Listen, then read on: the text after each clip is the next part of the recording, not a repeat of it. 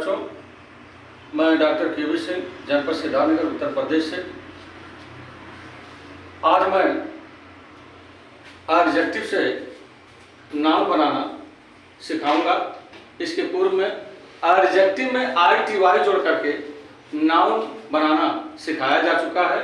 अब वे कौन कौन से एडजेक्टिव हैं जिसमें न से जोड़ा जाता है, न से जोड़कर नाउन बनाते हैं, आइए देखते हैं। लेकिन एडजेक्टिव को इसमें हमें सिलेबल को देखना है। सिलेबल यानी खंड। आप ध्यान दीजिएगा, किसी भी शब्द को जब आप पढ़ेंगे तो पढ़ते समय जब आप आवाज देंगे तो उसमें कई खंड निकलते हैं।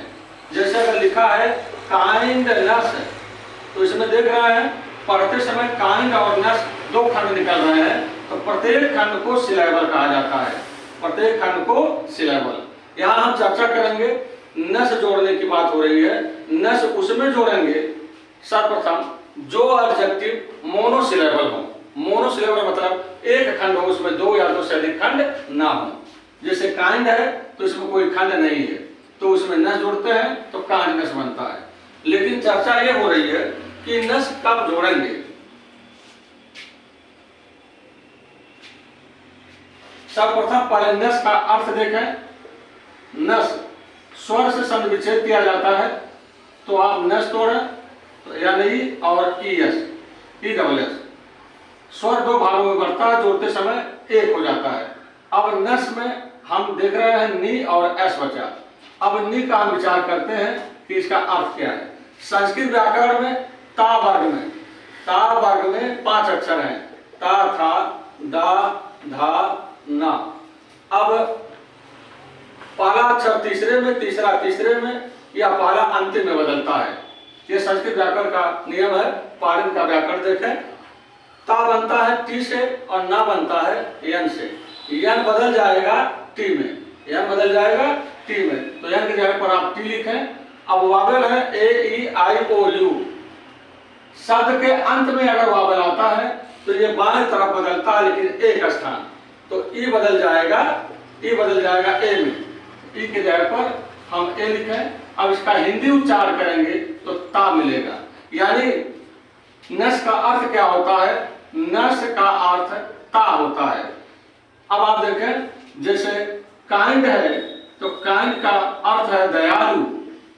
अब इसमें अगर नस जोड़ देते हैं तो आपका बनेगा काइंडनेस। अब काइंडनेस का अर्थ क्या होगा? काइंड मीन्स दयालु और नस मीन्स ता, तो क्या हो गया? दयालुता। इस तरीके से आप वे एडजेक्टिव जिनको बोलते समय एक ही खंड में हो, उसमें दो या दो से अधिक खंड ना हो, ऐसा एडजेक्टिव में नस जोड़ करके नाउन बनाते हैं। अब आइए देखते हैं बनता कैसे है।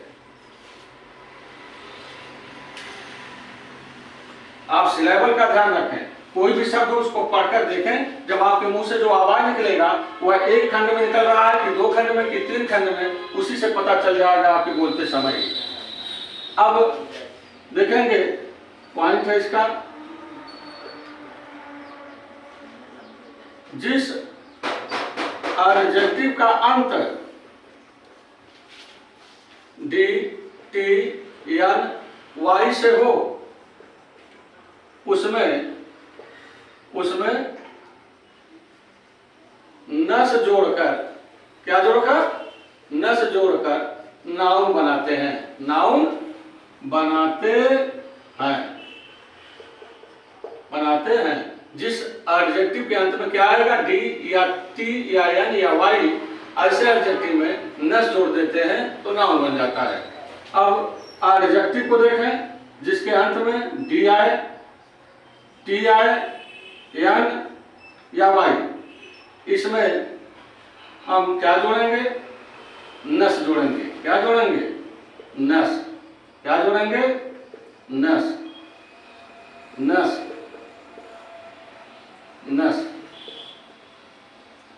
अब नस को इस एडजेक्टिव में मिलाइए तो आपका नाउन बन जाएगा। जैसे नस, टी को मिलाइए तो नस, एन में मिलाइए एन ई, उसके बाद वाई में ध्यान रखिएगा, वाई को आई में बदल देते हैं। किसमें? वाई को आई में बदल देते हैं और उसके बाद फिर नेस जोड़ते हैं।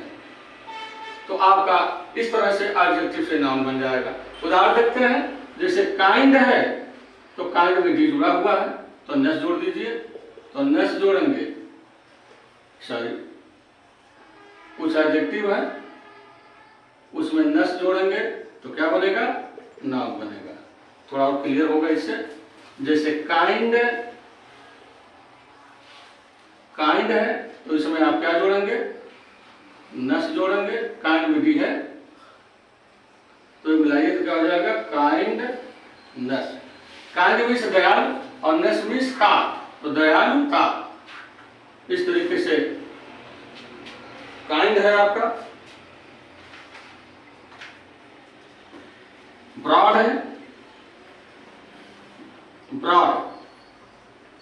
अब ब्रॉड में डी है एडजेक्टिव, मोनो एडजेक्टिव है, मोनो सिलेबल है, एक खंड वाले हैं जिसमें दो खंड ना हो।